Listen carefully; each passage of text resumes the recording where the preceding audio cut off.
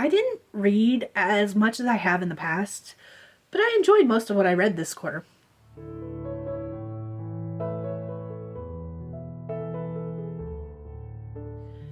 Hey Dragonlings, welcome back to my channel. If you're new here, my name is Skye. I'm a fantasy author who typically writes paranormal romance under SD Hegyes, and today we're talking about all the books I read in Q1 of 2026. So that's January, February, and March. Usually this time of year is a pretty big reading year for me, and while I won't say I didn't read a lot of books, because there are 16 books we're going to talk about today, comparatively to previous Q1 quarters, Q1 years, I didn't read as many as I have in the past. Part of that is because of the fact that in March I left my job, and I do a lot of reading at work during my lunch breaks, listening to audiobooks, stuff like that, and I just haven't been doing as much of that since I left my job. And then the other reason is that because of the fact that I left my job, I actually canceled my Kindle Unlimited subscription, and I canceled my Audible subscription. I had the 99-cent deal with Audible, so wasn't a big deal. But because I canceled the subscriptions, I don't have as many books coming to me as I normally would. And so I've been reduced to reading. This sounds so bad, and it's not, I promise. But I've been reduced to reading the ebooks I already own and the physical books I already own, or library books, which I actually haven't picked up many library books this year yet. So that is why. But we are going to be talking about 16 books this video. So let's go ahead and just jump right in. The first book I read is Accidentally Yours by Christina Lauren. This was the first book in the Improbable Meet Cute Second Chances series. It is a romance short story.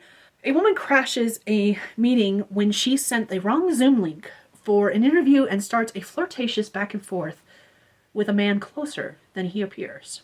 This was a ebook I read as an audiobook through the Read and Listen program with Kindle Unlimited. I liked it.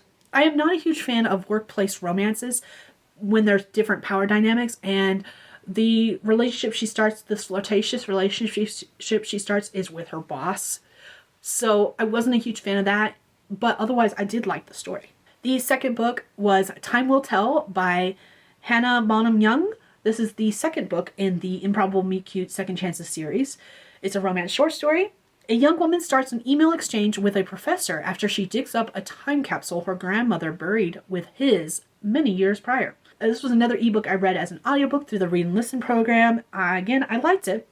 The sudden shift in the character POV threw me off. Honestly, I probably would have liked it more, except for the whole story was from the female character's point of view until the very last chapter. And I was like, what are we doing?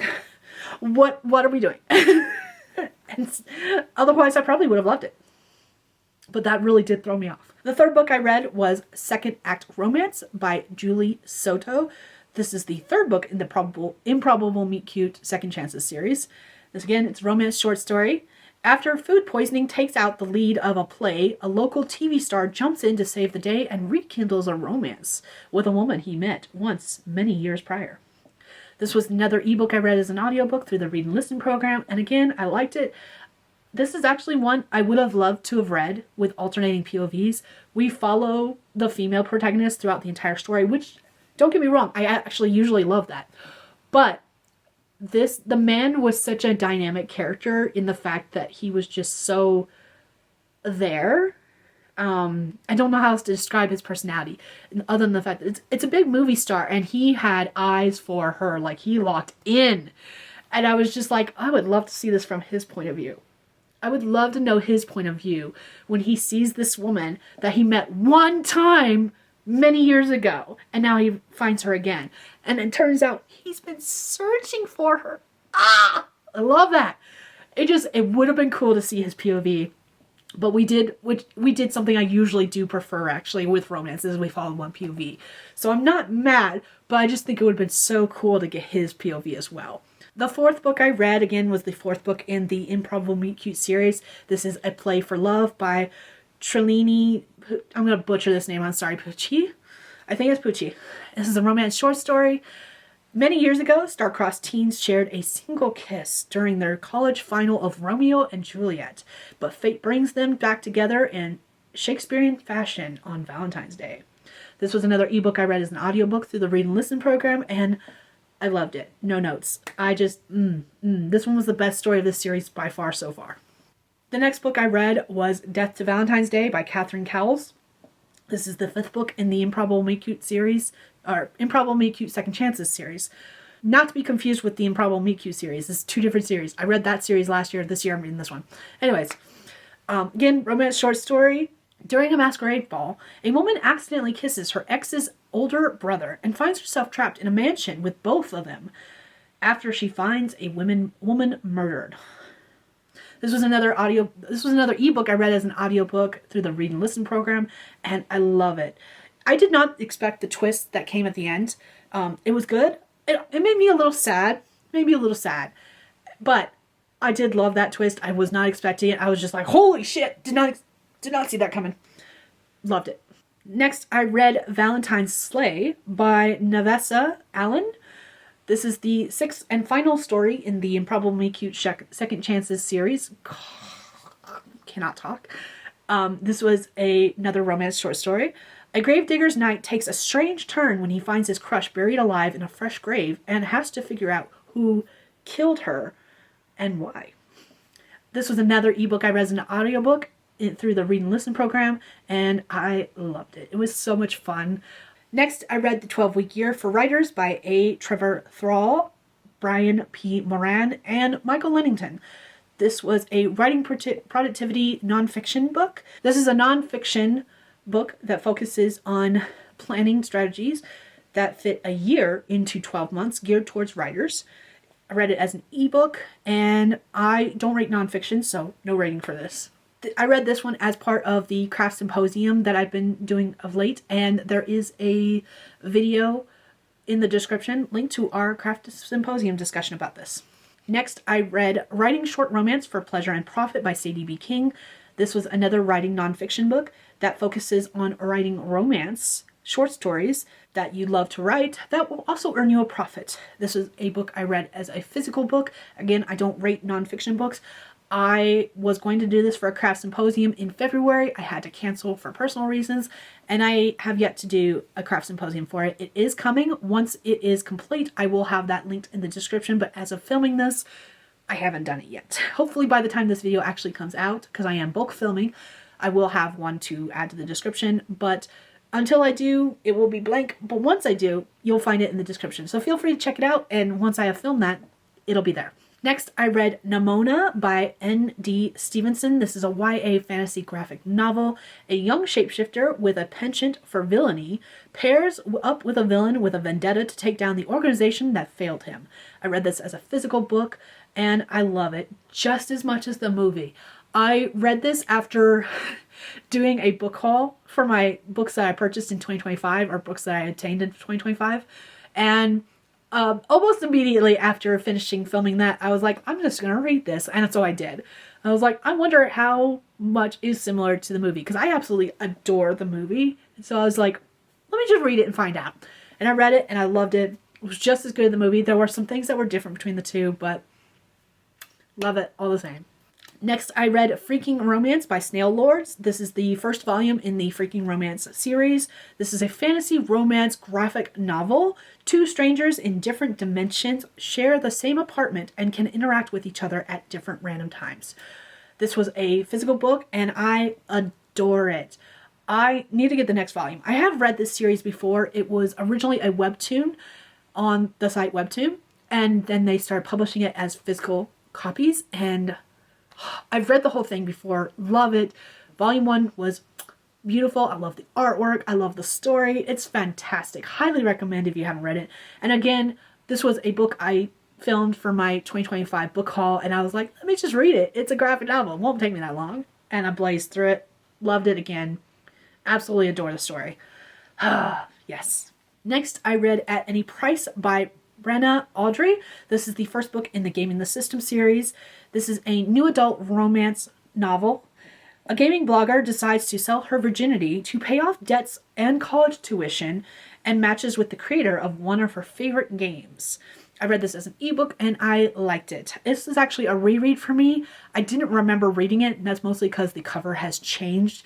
And so I was reading it, so I was like, this sounds familiar, but I don't remember reading this. However, I guess the relationship between the characters the moment we met the guy she sold her virginity to, I didn't remember the book at all. I didn't remember reading the book, but I was like, I bet you this guy is this guy. And I was right. And it just made me a little sad that I guessed it so early on. And maybe there was that back of the mind remembrance of the book, but I honestly, as I was reading, I was like, I don't remember any of this. And so I was a little sad when it was revealed who the guy was and how he knew her. So, oh well, c'est la vie. Next, I read A Voice Without Reason by Irene Bard. This is the first book in the Love at All Costs series. It's a romance novel. An author finds romance with an audiobook narrator when they meet on a plane, and he sabotages her audiobook editions just to stay close to her. This was an ebook, and I ended up DNFing it at 57%. I have mixed feelings about this. I may finish it in the future. I had to DNF it for now. I didn't like his reasons for sabotaging her auditions at all. Like, I thought they were very thin at best. She had an audiobook narrator, and because he wanted to continue interacting with her, he emailed his agent and said, get me on this author's book now. And I was just like, really? Really, fucker? You couldn't just ask for her number? Like, what is wrong with you? Why do this? And then the characters kept going against their own morals and a contract. They signed a contract. And at the 57%, one of the things they blatantly disregarded without even having a real discussion about the fact that they were going to ignore one of the stipulations of the contract they both signed. And again, maybe because I hate workplace romance novels, but really, fuckers? Quite literally, because that was the whole point. I want to have sex with you, so we're going to ignore this legality in a contract we both signed. Really? Really? Yeah, no, I DNF'd it. I don't know if I'll pick it back up. I have this one and the second one, and I'm like, I don't really want to finish it. I don't really want to finish it. Next, I read Taming Kane by Tessa Stone. This is the first book in the Fated Mate series. It is a paranormal romance novel. When a desperate woman escapes a dangerous situation and seeks refuge in Wintermoon, she finds herself irrevocably bonded to a possessive wolf shifter. Love me a good wolf shifter book. This was an ebook, and I liked it. It was labeled as a dark fantasy, and while there were some dark topics mentioned, it didn't get really dark. Not as dark as it could, and at least not as dark as I'm used to when I read dark fantasy. I actually have read a few dark fantasy. I'm not a huge fan of dark fantasy, but I have read enough of them that I know kind of like where that line is before we call it dark, and we didn't reach that line. This was the book. This is where dark fantasy usually hits, and I'm just like, we kind of scratched at the surface. And we were like, let me in. But we didn't really actually dive into any dark fantasy. So I think it was a little mislabeled, which is why I labeled it as a paranormal romance. Again, there are some darker topics listed, but it could have been, I don't want to say it could have been worse, but it could have been better advertised. Very good book. Again, did hit some dark topics. And I guess it would be dark fantasy in that it's light dark fantasy for anyone who wants to kind of dip their toes into the surface of dark fantasy. I actually would recommend this as a dark fantasy book, especially if you have triggers about specific things. I think there are some trigger warnings with this. I cannot remember what they are, and off the top of my head, I'm like, I don't know what to label as a trigger warning. That's a completely different video. We'll get into that someday, maybe. For me personally, based on what I've read of dark fantasy, this was not a dark fantasy. For someone who's never read dark fantasy and doesn't know if they would like dark fantasy, this might be something light to start off with if you want to dip your toes into it and see if it's something you're even interested in. But please note that dark fantasy gets darker kind of thing. Like, it's dark. Yeah, that's all I have to say about it. Next, I read a book called Tall, Dark, and Nerdy. This is by Maggie Dallin. It was the first book in the Crazy Crush series. It's a YA romance novella. It's a YA romance novella. When her childhood best friend becomes a billionaire overnight, a young teen has to face her own feelings of jealousy in order to keep him. This was an ebook, and I liked it. It was a cute, fun story with interesting characters. It wasn't like the best thing I ever read, but it was entertaining. Next, I read Too Nerdy to Handle by Maggie Dallin. This is the second book in the Crazy Crush series. This is another YA romance novella. An heiress with a crush on her best friend finds her feelings evolving into more with someone else when she's forced to interview an up-and-coming Olympics athlete. This was an ebook and I liked it. I love that we got Jamie's story next, and Alex was just too cute. Jamie was a character that we were introduced to in the previous book, Tall, Dark, and Nerdy, but we didn't see her romance evolving until this story, and I just, oh, it was so cute. Again, highly entertaining, wasn't much beyond that. Finally, we have the last book I read, number 16, The Man, the Myth, the Nerd. This is also by Maggie Dallin. It is the third and final book in the Crazy Crush series. It's a YA romance novella that I read. 3 years ago, her best friend and first love moved away and never looked back. But now he's back as the headline for a charity concert she's organizing in her small hometown. This one I read as an ebook and I actually loved it. I wanted Teague's story and I was thrilled when we got it. Teague was a character that we were introduced to in Too Nerdy to Handle, which was the previous book. And I was like, I think we're gonna get his story next, and I want his story next. And we did, and I loved it. It was great. And then Daisy was brilliant. I loved her so much. She was everything I wanted to be in high school had I not fallen to peer pressure. Because I'm a very different person now than I was in high school.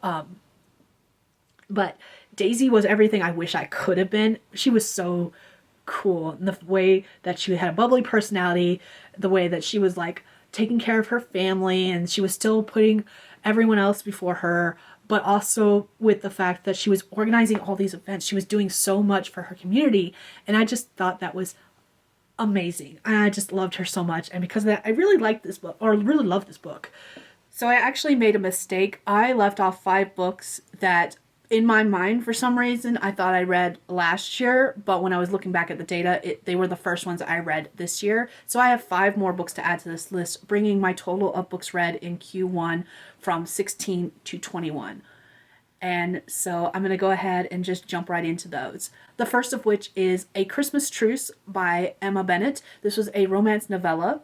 After getting fired from her job, again, and finding out her boyfriend was cheating, a photographer takes on an in-house personal assistant job to an enigmatic businessman who may have a soft spot for her. This was an audiobook that I listened to and I liked it. The slow burn was slow burning, but there were some obvious signs of their attraction to one another that just whooshed over their heads, which was a little annoying. There were times where I was like, how do you not get that they like you, kind of thing. And I was just like, okay. But I liked it. It was great. The next one I read was Christmas Ever After by Michelle Stimpson. This was a romance novel. A young mayor attempts to turn her charming town into a Christmas destination by having it the location of a holiday movie, but the shoot's going out of control and her attraction to the lead man is complicating things. This was an audiobook and I liked it. I love the building relationship between the love interests and how they respected one another and their ambitions. Next was When Ivy Met Mr. Holiday by Jennifer Peel. This was a romance novel. A woman determined to prove men and women can be friends finds herself standing in as a fake girlfriend to help her best friend avoid his ex and catching feelings. This was an audiobook and I liked it. I didn't like how the FMC fought against the feelings she was clearly having for her best friend. Like very, very much it was obvious she had feelings for this man. And she was doing it simply because she didn't want to lose a bet. That was super annoying. I'm like, babe, really? However, on the opposite end, I love that this man was completely 100% attracted to this woman from the get-go. And yet he was very respectful of her. He agreed to her bet, thinking that it would like fail within a couple of days. And then 7 years into their friendship, he was actually like, I may be attracted to this woman, but I actually respect this friendship more than I ever thought I would. And she's a great person. And they got along fantastic. I absolutely love that. And yes, I know it's a romance and it was all about proving that men and women couldn't be just friends. But the fact that they were just friends for 7 years and had the full amount of respect for one another during those 7 years, it usually in the situation like this, I would get complete ick about the fact that it was very obvious when we got his POV that he only agreed to this because he thought she would cave and that they would become a couple. And usually something like that would give me the ick because I'm like, you're just friends with her so you can get into her pants. But because they had this friendship develop over 7 years and he never once like stepped over that boundary, I was like, that doesn't give me the ick. I don't know what it was different about it. I think it was that mutual respect between each other and the fact that he didn't push the boundary.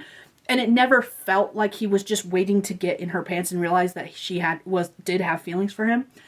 I think because like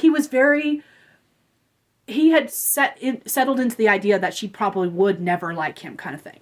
And I think it was that made me like not get the ick from it. So anyways, I liked this book. It was a good read. Next was No Place Left to Hide by Megan Lally. This is a YA thriller novel. A teenager on the verge of getting everything she wanted and out of the town where the incident occurred finds herself in a life-threatening drive with someone who thinks they know what happened the night of the incident and hopes to make her pay. This was an audiobook and I absolutely loved it. It kept me on the edge the entire time. I expected this. I looked at the page count and I was like, they are on a road in the middle of nowhere. There's no way we can get 300 plus pages and it actually keep my attention the entire time. But it did. It absolutely did. And it was fantastic. The only thing that I think ruined this book and actually lowered it, in my opinion, was the very last chapter. So throughout this entire story, we are following one character. We are following the teenager who refuses to even think about the incident, but she's getting harassed, she's getting bullied, she's having all these things, she's afraid to leave her house since the incident. And while I never 100% liked her, because she was being very cagey with her friends and hiding what was going on, the friends that she's supposedly closest to, I also was like very intrigued to know what happened. I was like, what is the incident? I know we're going to get it at some point. We're going to find out what the incident was. I want to know. And so it kept me going.